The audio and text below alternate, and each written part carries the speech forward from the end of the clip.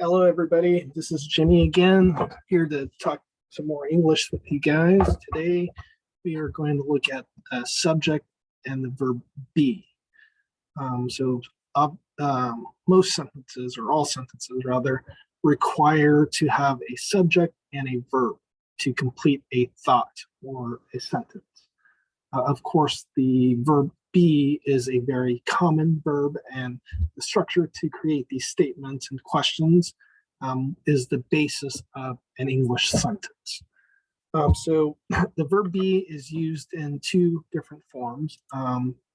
There is the helping verb form as well as the main verb form. Okay, helping verbs is something we will talk about in the future, but with the helping verb, you will see it combined with another verb to demonstrate a complete thought, combined with another main verb. And then it's also used as a main verb by itself. So in the case of I am happy, this sentence, am is going to be your verb, and that represents be in an irregular state. Irregular, right?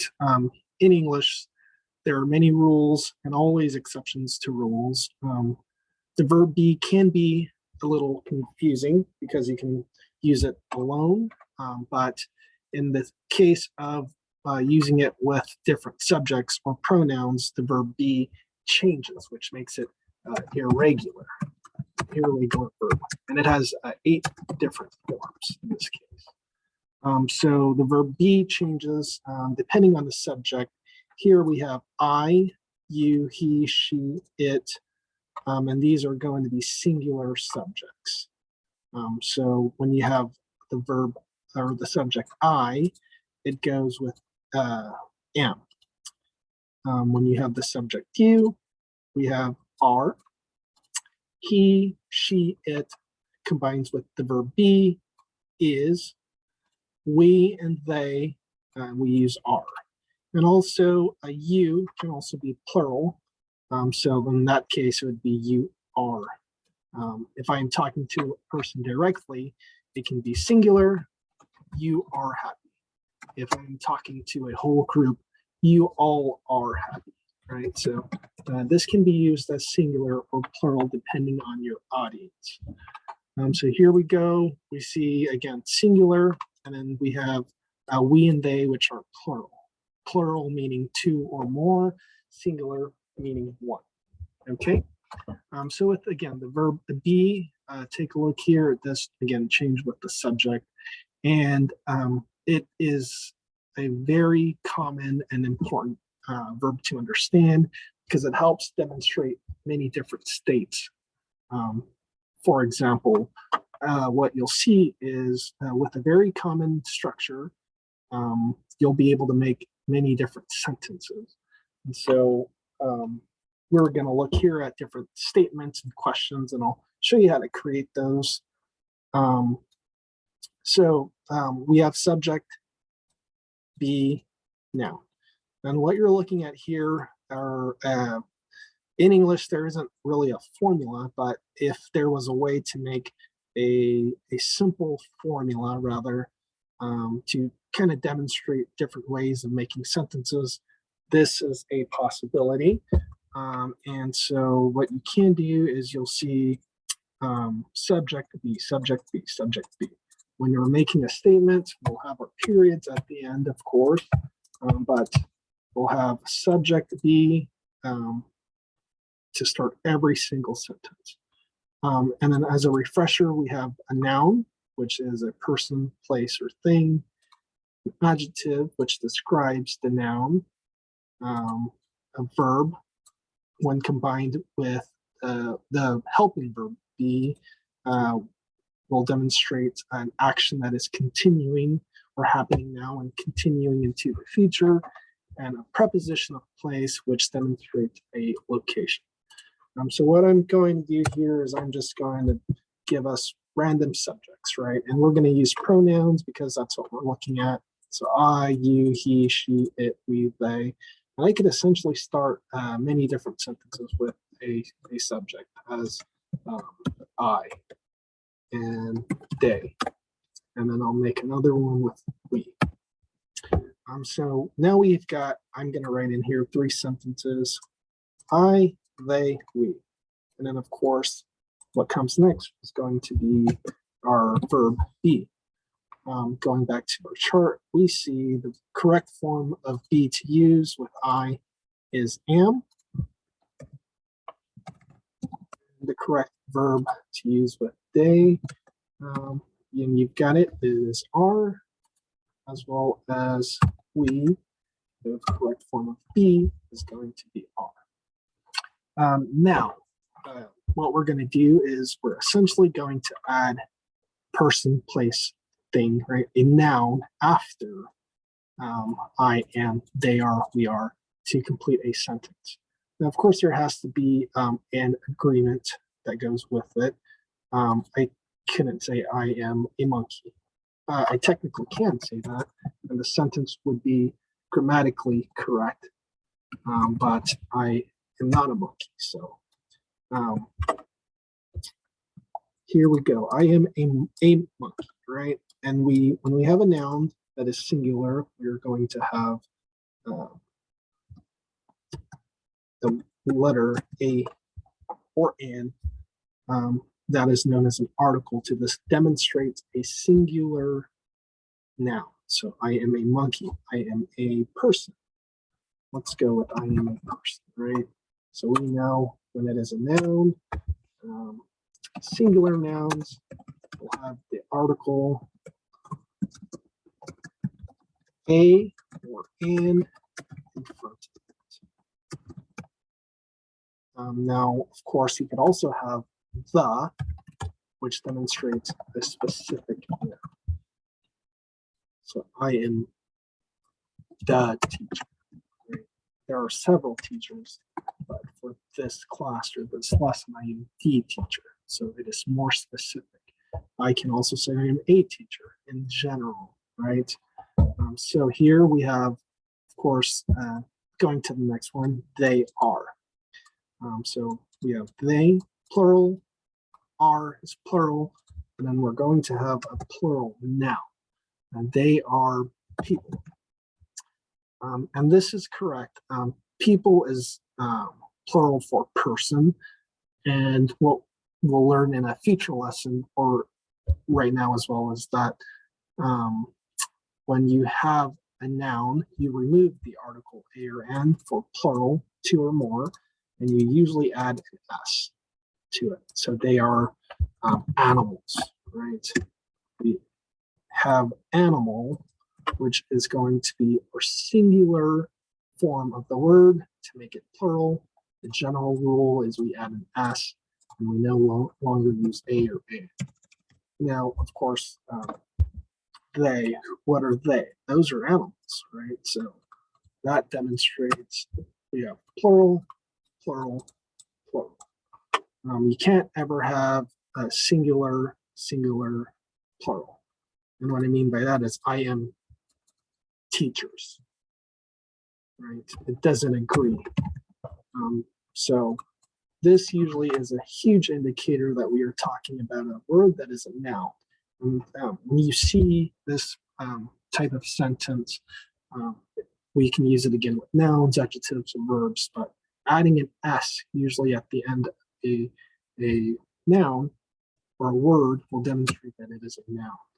So because I am singular, I add a here, because that is the first letter of the word teacher is going to be a consonant. If it is a vowel, it would be the word am. I am an alien. The first letter of the word alien is a, which is a vowel, a, e, I, o, u. And then we change that to adding the article and. Okay, so hopefully this demonstrates a general idea of creating a sentence, subject, be, noun. And of course, I do want to move on and take a look at a couple of other formulas, right? As we know, subject be. Of course, another thing that is important is we can also add a negative, right? So to say no, subject be, and then here we would add the word not. So add this as another formula. I am not an alien. They are not animals, right? So they must be people. They must be something else. They must be an object. They could be cars, but they are not animals. So this, we can do that and add the word not to make it negative in any of these scenarios, and I'll show that to you as well. Next, we're going to look at subject be adjective. I'm just going to do the same thing. I am, you are, and he is. So I is our subject. Be is going to be am, and in this case are, and is. So I try and make it look the same, right? Underline the word subject, which here we go. And if you ever need a refresher, take a look at the screen, pause it, and you'll see it there, that they just go side to side. I am, you are. Okay. Now, of course, we know adjective is a word that I like to describe it as a descriptive word, and it describes the noun. The noun in this case is I, you, or he. What is a word that can describe I, you, he? Would be an adjective. So it could be an emotion, it could be a feeling. If it is an object, it could be a color, it could be a shape. It could be a word such as a size, right?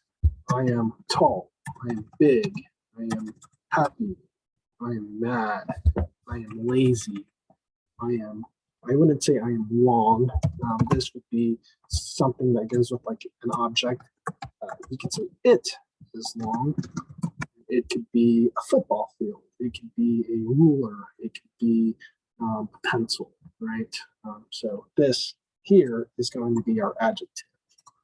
Moving on, you'll see again, just continue using the formula subject be, subject be. You are, now this could be confusing, right? You could say you are watching a video of English. Now this is true, but this doesn't describe you. This describes an action, okay? So it is not a descriptor of the subject. It is an action of the subject. So that's something that I noticed is confusing. And here we have watching, which is a verb, right? Watching, you're watching something. A clue to notice that it is a verb is the ing, right? And with the ing, we go to verb, and that is a present continuous. So when we have a verb like I am, or that subject be, and then our verb run, or walk, or talk. These are going to be our verbs. And when I add ing to it, this demonstrates now that the verb is going to be, notice I added another N as a general rule. When the word ends in the letter N, I add another N before the ing. This demonstrates an action that continues, that is happening now or continues in the future. And what I mean by that is I am running. That means now. Okay. I am watching YouTube. Good. I am watching YouTube every day to learn English. And I put the parentheses in here to demonstrate, I can end my sentence here to demonstrate an action that starts now and is continuing, or when it continues in the future, this means I'm doing it every day. right?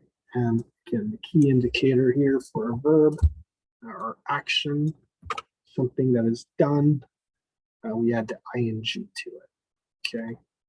I don't mean to jump around and I apologize, but just because it seemed natural to go from adjective to verb there. But again, this here is not an adjective. It is a verb, present continuous.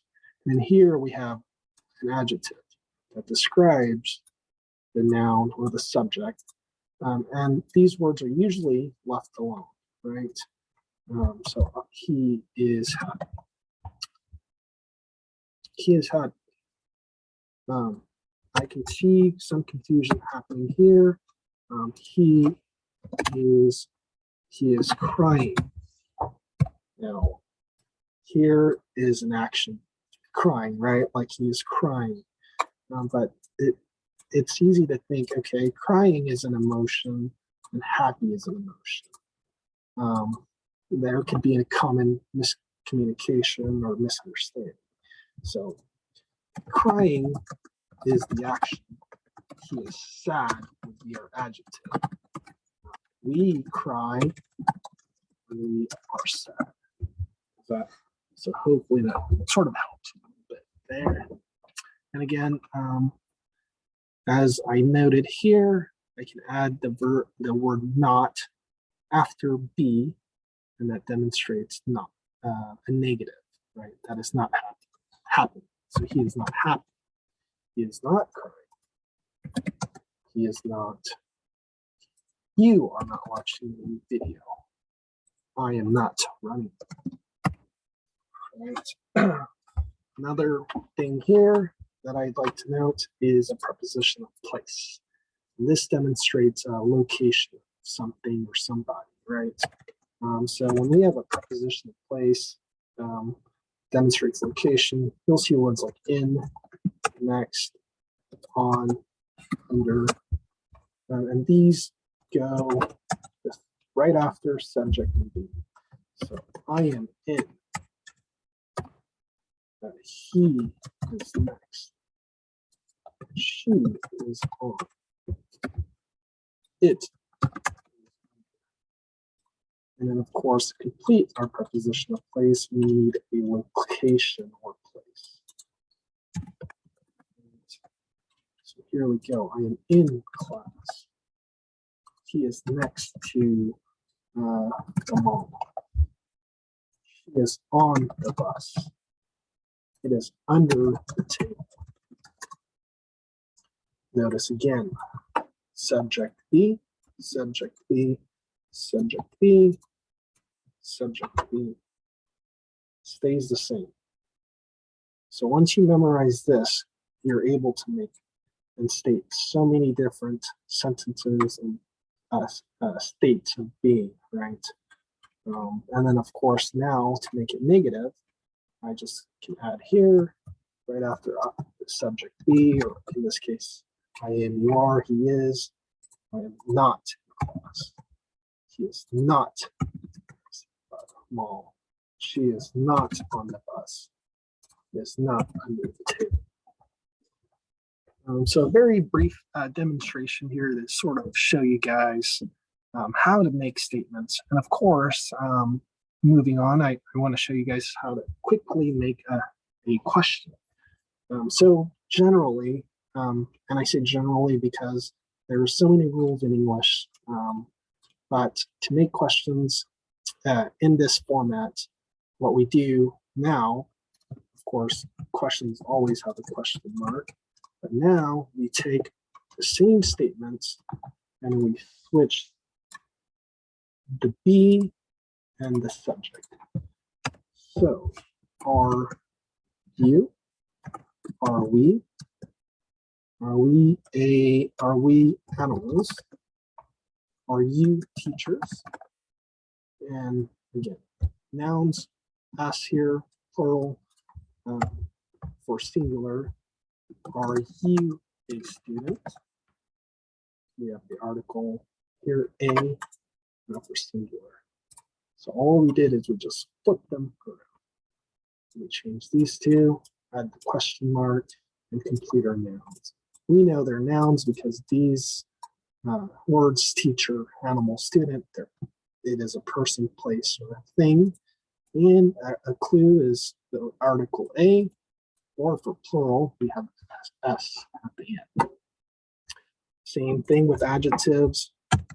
Are you happy?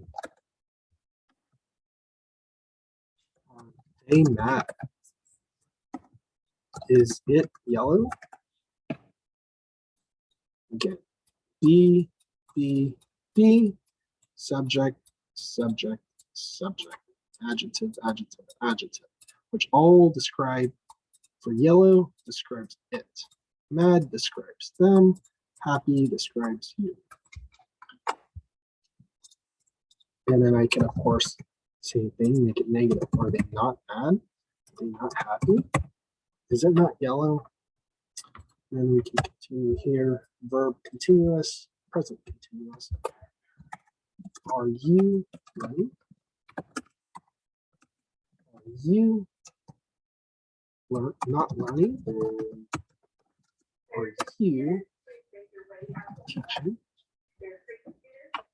Here we have again verb be, our subject you, verb, and then the ing is how we use a verb when we're using the helping verb be.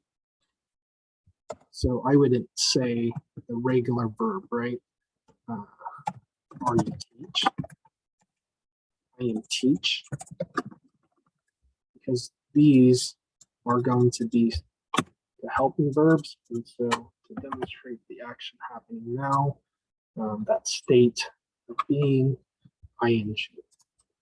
Okay, same thing. Right. And of course, our last one, preposition of place. Are you in the bus? Are you at the school? Are they are they at the park? Here we have again be, subject. And of course, this can change, right? It doesn't always have to be a pronoun. I could say, is the apple at the store? Right. And I can definitely demonstrate this further in a further video. Please leave comments, likes, subscriptions, anything I can do to make these videos better. I am working on translations, and so hopefully this you found it helpful and valuable. And let me know what you would like to see next. Thank you very much. Have a good day.